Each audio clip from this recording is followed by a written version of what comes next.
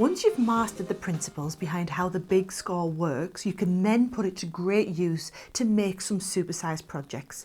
Like this one here that I'm going to teach you, which is a fantastic gift box which is perfectly designed to hold 2 bars of chocolate. Just standard bars of chocolate that you can buy in any sort of store, but I've made them really personal here. And it's using our double-sided Centura Pearl ivory card and our lovely printed decorative A3 cardstock as well, and just some regular organza ribbon. Now, to start off with, I'm going to start by making the inner box, which is this part in here, and I'm going to teach you a technique called double walling, so how to make this box super strong. What you're going to do is you're going to start with a sheet of cardstock which is cut to 9 3/4 of an inch by 10 inches. And like I said, this is the Centura Pearl double-sided cardstock. I'm going to give you all of these measurements in inches.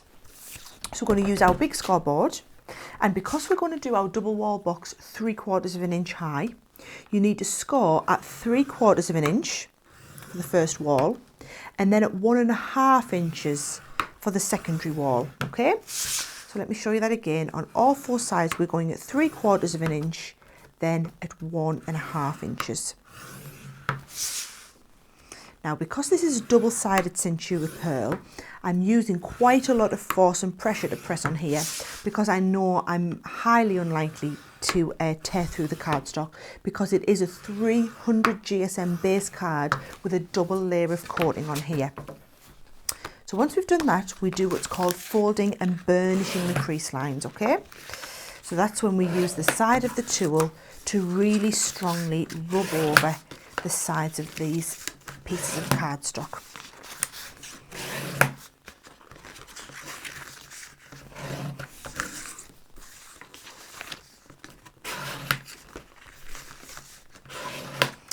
Then watch very carefully because this is the cutting that we need to do in the corners for a double walling. You need to cut right in the centre of the score line up to the central point of intersection and cut away a snicket like that. Then you're going to cut all of the excess corner away like this. So you're just left with one part. Just the excess piece there. Let me show you that again. We're coming right in and cutting out a little wedge. Then we're cutting away all of the excess cardstock that we no longer need.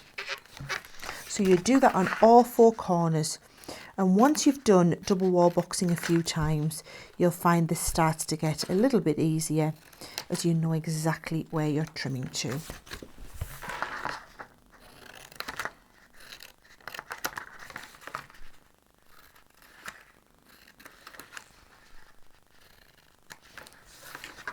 Now, let me show you how we stick the double wall together. First of all, we put adhesive on our 4 flaps. And if you are using a tape pen like I am here, it's very important to use this specific one because our Crafters Companion tape pens are much stronger than regular tape pens. So put adhesive on the 4 corners with the base kind of sitting upwards. Then turn it over and put adhesive on the outside edge of the very 4 outer panels, so right where the edge meets kind of your table here, okay? And what we're going to do, we're going to assemble it as a regular box first, so these fold inside to give us the 4 corners.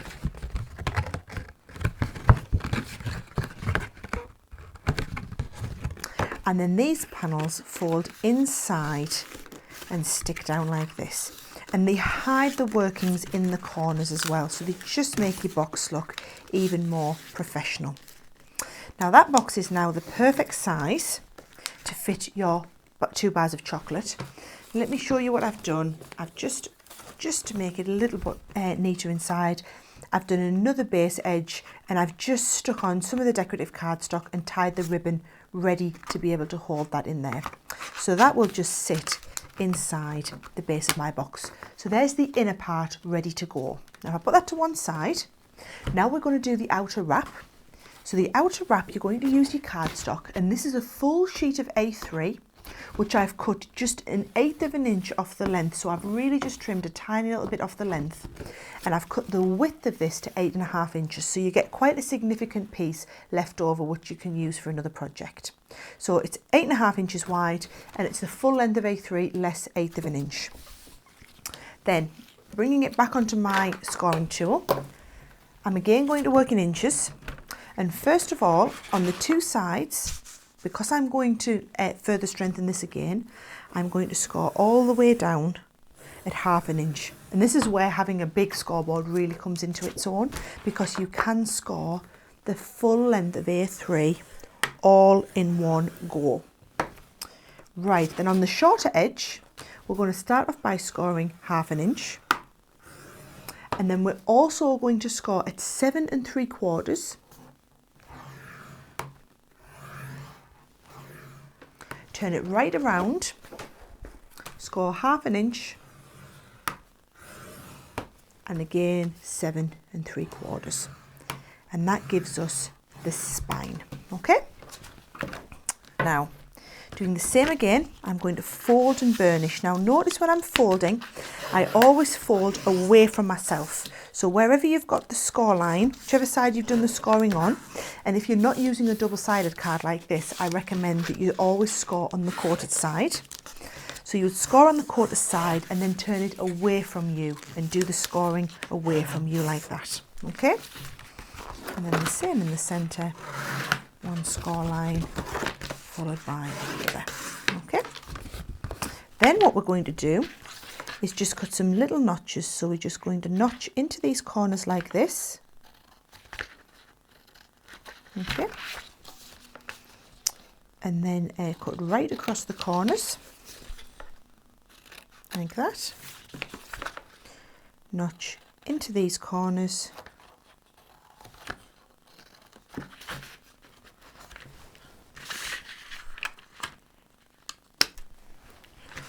And then cut these corners away completely. And then in just the same way that we double walled the box, I'm going to go around the outside of my whole project here with plenty of double-sided tape, with the ultra strong double-sided tape, remember. And then just fold all of these in. And it just means that you're going to have on the outside of your project a folded edge instead of having a cut edge, and it just is that tiny little bit neater. And it really is. You don't need to do it other than for neatening up those edges and just having a really professional looking project. Okay, so we've done that on all of the sides now, and what I've got is I've got just some neater pieces of cardstock. So this is the decorative cardstock that we've got. And I'm just going to stick these. First of all, this piece will go up the spine. So you can see I've just cut these slightly smaller than the piece that we're sticking it onto. You see there's only one way that these fit, so I need to make sure that I get that right. And if you're not using a tape pen, I would definitely recommend using a wet glue. In particular, the Collall glues are perfect for these sorts of projects. So there's one side, and you can see it is just covering up these workings that I'm doing here now. And then we're doing the same on the other side. There we go. And then our inner box is just going to lie with the 2 bars of chocolate perfectly in there. I'm just going to stick tape again on here to hold that in place.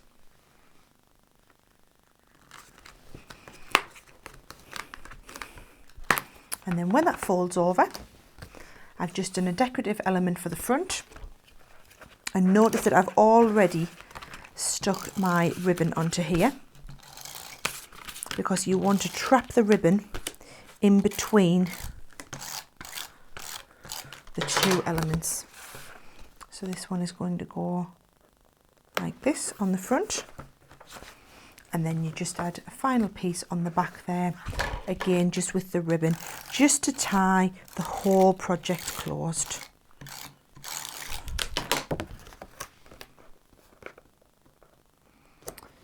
And then all that would be left to do is add your 2 bars of chocolate into there. This folds over, ties at the side, and you can see there from scratch in around about 10 minutes You can make a beautiful, very simple project all using your big score because you need to do that supersize scoring. Have fun giving it a go.